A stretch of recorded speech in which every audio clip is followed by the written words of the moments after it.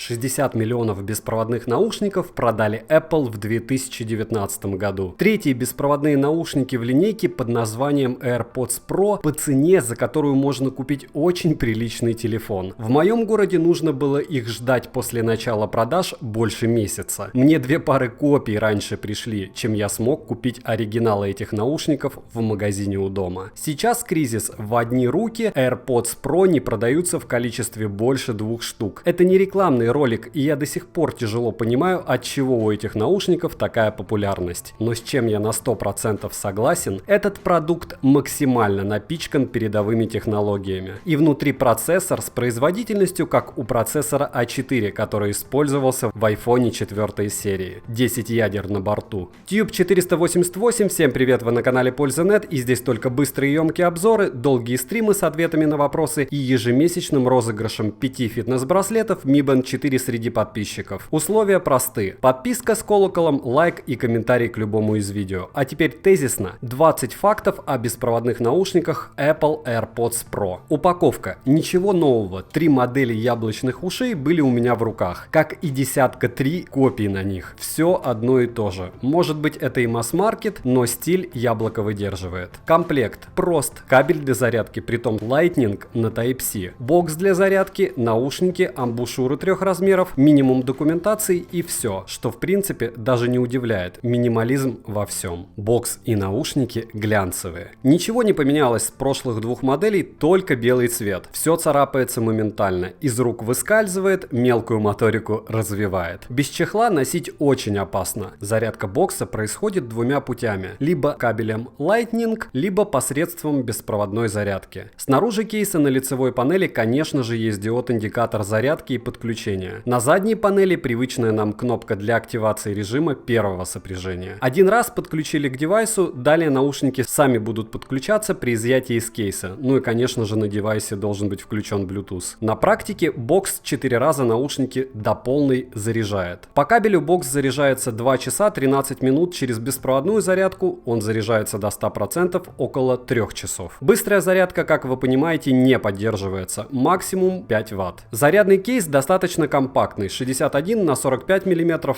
вес всего 46 грамм. Его легко носить в кармане джинсов, в обычном кармане и даже в кармане для зажигалки он поместится. Дизайн AirPods Pro легко узнаваем, их невозможно спутать с другими наушниками. При тряске крышка не открывается, небольшой люфт у кейса есть. Люфт, как у первых AirPods, даже в закрытом состоянии. Захлопывается крышка слегка более глухо, чем в первой или во второй модели. Кейс можно заряжать без наушников. Автономность. На каждом наушнике по одному источнику питания Warta CP1154. С активированным шумодавом ушки на 60% громкости в паре с iPhone 11 Pro Max живут ровно 4 часа. Без активированного шумодава 4,5. И здесь есть одна хитрость. Заключается она в прошивке. Прилетает она по воздуху, перепрошиваются наушники только в паре с Android. Наушники уже несколько раз получали новую прошивку. Перепрошиваются автоматически, и если в декабре после первых обновлений у пользователей наблюдались проблемы с шумодавом, сейчас у большинства пользователей данной проблемы нет. А если есть, достаточно отнести наушники в ближайший сервисный центр, если они оригиналы, их проверят и заменят. Задержка. Тесты независимых лабораторий показывают результат в 144 миллисекунды. Это значительно лучше, чем в тех же AirPods 2, и это первые беспроводные наушники, в которых ни на одном из использованных мной девайсов я не увидел задержки не только на YouTube, но и в играх. Как всегда, в конце ролика я оставлю для вас пару минут тестов в разных игрушках. Но хочу отметить, здесь очень многое зависит от вашего ощущения и вообще от того, как сделана сама игра. Потому что тот же PUBG полгода назад имел задержку со всеми наушниками даже по 30 тысяч. Амбушюры снимаются просто. Главное прочитать, как их снимать. Кастомных амбушюр просто море на том же Алиэкспрессе. Разные формы и цветов. В комплекте 3 размера амбушюр. Самый маленький комплектный размер S подошел даже моему 7-летнему сыну. Форма. Проблема формы ушных раковин — это когда вам не подходят наушники, или вы просто неправильно устанавливаете их в своих ушах. Здесь решена практически на 100%. В iPhone есть специальная функция, которая определяет, правильно ли вы расположили наушники в вашем ухе и насколько верно вы подобрали амбушюры. Датчики. Внутри ушек расположены сдвоенные направленные микрофоны, датчик нажатия, внутренний микрофон, двойные оптические сенсоры, акселерометр распознавания движения и акселерометр обнаружения голосовой активности. Вот так их много. Да там только по 3 микрофона в каждом наушнике. Правда, не все для разговоров. На борту режим прозрачности, который активируется отдельно. По-простому, наушники за счет микрофонов улавливают окружающий звук и передают его вперемешку с тем, что у вас на данный момент воспроизводится через динамики. Внешние звуки в этом режиме становятся слегка искаженными, но основная миссия при этом выполняется. Бегать и ходить становится безопаснее, практически так же безопасно, как в наушниках-вкладышах, если не более безопасно. И светофор слышен, и скрип колодок тоже. Основной режим для меня — это шумодав. Кратко, он работает. Громкий компьютер слышно не будет. Шумодав самонастраивается 200 раз в минуту, и хорошо справляется он в основном с монотонными звуками. Например, стандартные звуки движения в метро или громкие разговоры. Их вы слышать не будете. Плюс довольно большое количество пользователей жалуются на головные боли при использовании данной приблуды. Так что, как среагирует ваш организм на эту функцию, еще неизвестно, пока вы не попробуете. В шапке с активированной данной функцией будет не особо удобно, будет слышен постоянный шум. Во всяком случае, у меня так происходит. Наушники. Форм-фактор затычки. Хотя внутриканальными их назвать довольно сложно, я бы назвал их гибридами. Чтобы привыкнуть к такому форм-фактору, мне понадобилось около 3 дней активного использования. И это учитывая, что я в основном пользуюсь наушниками-затычками, а не вкладышами. По быстрой зарядке наушников. За 5 минут зарядки наушников в кейсе мы получаем с вами, по моим тестам, 52 минуты звучания на 50% громкости при связке с 11 Pro Max. После 15 минут в кейсе получаем 2 часа 47 минут на тех же 50% громкости. Для полной зарядки наушников необходимо всего 22 минуты в кейсе. Размеры наушников. Высота 30,9 мм, ширина 21,8 мм и глубина 24 мм. Вес каждого наушника 5,4 грамма. Вес бокса без наушников 46 граммов. Ножка у наушников меньше, чем у вторых AirPods.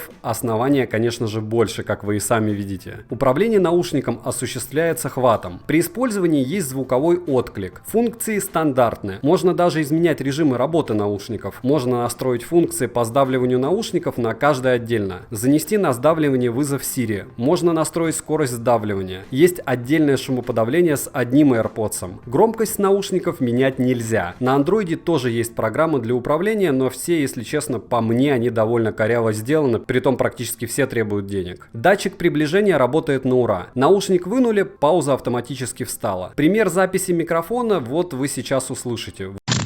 Тест микрофонов AirPods Pro. Что я могу сказать? Очень сильный ветер, стою рядом с дорогой, проезжают мимо автобуса, говорю громко, потому что если не говорить громко, то, наверное, человек даже в полуметре от меня ничего не услышит. Если вы можете различить мой голос, если вам не задувает ветер в вашей динамике, значит, эти наушники отрабатывают, как и все от яблока, в плане микрофонов хорошо. Хотя, опять же, хочу повторить, что, по моему мнению, у AirPods 1 и AirPods 2 микрофоны работают лучше. Пример работы микрофонов AirPods Pro в помещении. Хочу отметить, что все тесты сейчас я провожу на довольно древнем телефоне. Это Xiaomi Redmi Note 7. Но наушникам в идеале должно быть все равно, с чего я записываю микрофон. Надеюсь, по-вашему, звук хороший, потому что в помещении они вообще должны идеально отрабатывать, потому что, в принципе, в помещении все отрабатывает хорошо. Внутри помещения слышно отлично. На улице, по мне, слегка хуже, чем у AirPods 2. Пыль и влагозащита у бокса отсутствует. В наушниках официально имеется только влагозащита стандарта IPX4. И это значит, пота и моросящего дождика они не боятся.